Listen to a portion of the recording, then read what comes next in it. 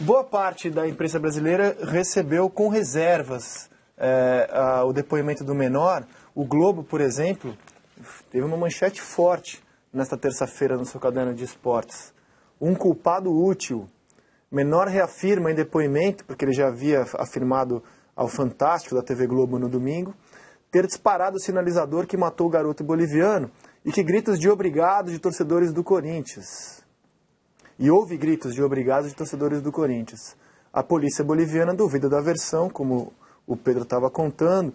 Um culpado útil porque, além de ser menor de idade, ele não pode cumprir pena no Brasil. Poderia, se ele fosse extraditado para a Bolívia, que tem leis diferentes, mas não há a menor chance de ele ser extraditado. Então, por isso que o Globo aponta o garoto como um culpado útil, além das perguntas que ainda estão sem resposta.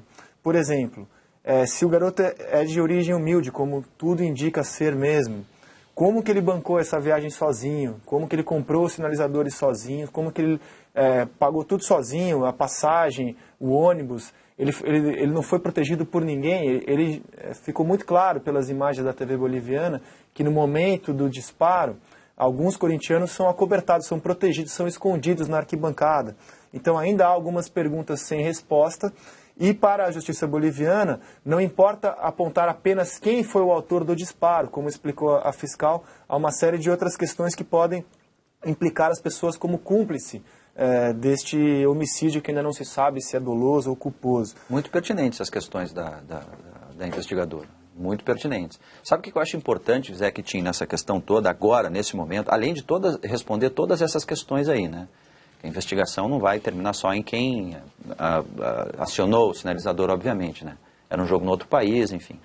Mas eu acho que é importante, seria importante, a postura do Corinthians agora, sempre que possível, institucionalmente, através dos seus dirigentes e jogadores, dizerem, olha, nós não temos nada, nós não queremos nada, não temos nada a ver com isso, não, sabe?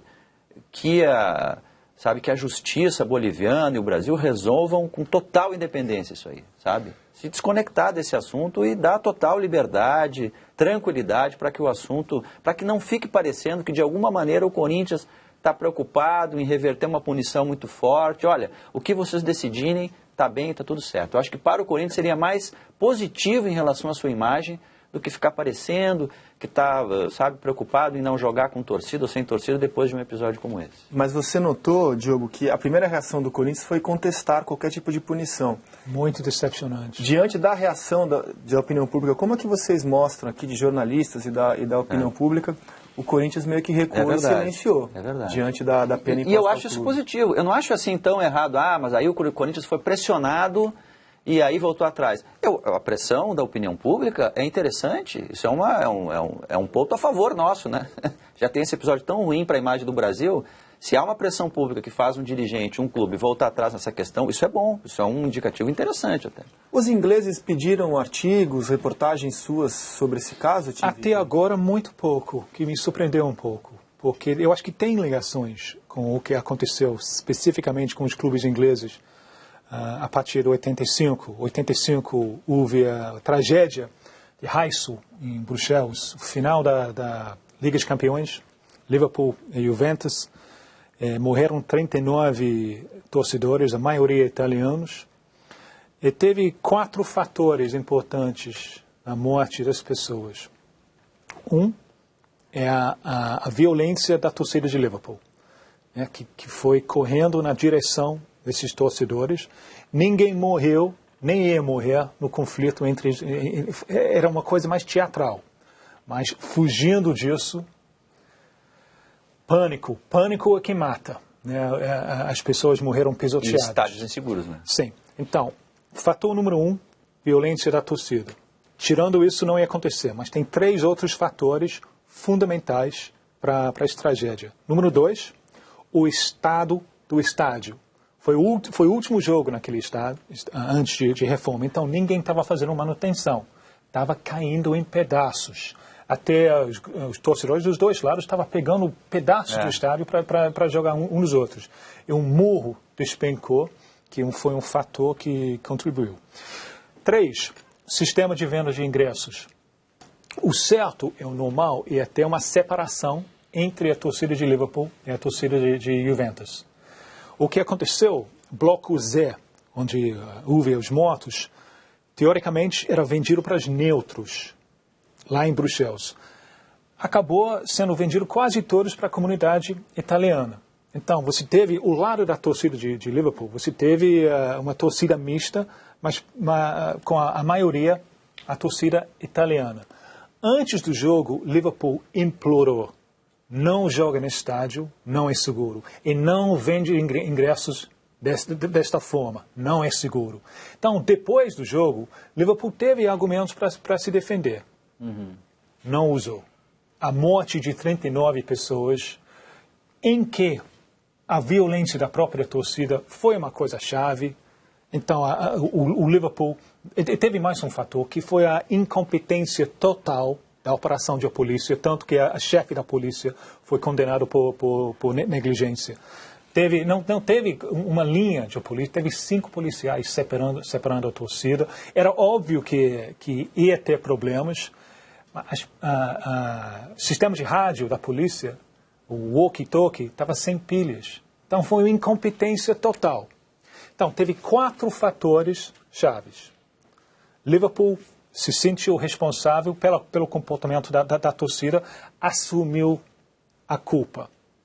Perfeito, nobre, excelente, uma guia para Corinthians nessa situação. Mas, por outro lado, o fato que a culpa toda depois foi botada em cima da torcida de Liverpool fez as pessoas esquecerem os outros fatores. E isso foi diretamente para uma tragédia maior ainda, que é Hillsborough, semifinal da Copa de 89 na Inglaterra, onde morreram 96 pessoas, sem nenhuma violência, somente por causa de um estádio sem condições e, principalmente, uma operação desastrosa da polícia.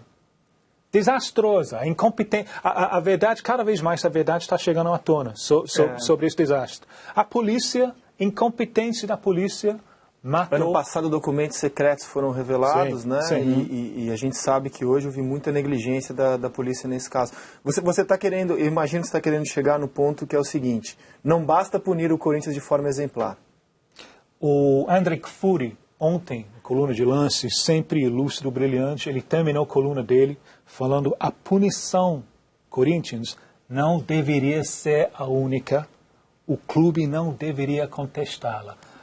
Matou charada. E isso mesmo, porque a gente tem que focalizar, comportamento da torcida, mas 2, estado dos estádios e controle de multidão, porque é tão fácil em futebol esquecer uma coisa básica, que é somente juntando tantas pessoas num espaço reduzido representa em si uma ameaça à segurança daquelas pessoas. É muito fácil esquecer isso. E foi isso que aconteceu na Inglaterra depois da tragédia de 85, porque o enfoque estava tudo em cima de hooliganismo, esqueceu os básicos de infraestrutura de estádios e os básicos de controle de multidão. Então, acho que o recado que o Tim quer dar é esse, quer dizer, não basta só punir o Corinthians, a gente cita tanto o exemplo inglês, e acho que ele deu um bom depoimento aqui sobre isso. Agora, rapidamente, depois desses 2 episódios que o Tim relatou também, você vê aí, se houve a demissão do chefe de polícia, houve, assim, de alguma maneira, o Estado inglês acabou abraçando essa causa. Isso aconteceu lá, né? Virou um assunto de Estado mesmo. Sim. Não adiantava ninguém entrar na justiça para tentar uma liminar, para não ser, sabe, individualmente, que não tinha história. Se adotou essa questão como algo de Estado. E eu não percebo, assim, o Brasil preparado para isso. Não vejo, assim, o Brasil como país pensando nisso com a gravidade que realmente tem que ser pensada. Não vi até agora, não só por causa desse caso, mas diante dessa informação de que o Brasil liderou o ranking mundial de mortes ligadas a futebol no passado, eu não vi ninguém do governo, do Ministério do Esporte se manifestar. Essa sua abertura no começo do programa é fundamental por isso. Eu acho que não é mais só uma questão do futebol. É uma questão de segurança pública mesmo. Ela está conectada com outras questões e ela tem que ser combatida sim, porque tem 99% de pessoas de bem que vão aos estádios e podem ser punidas, pode acontecer alguma coisa com elas.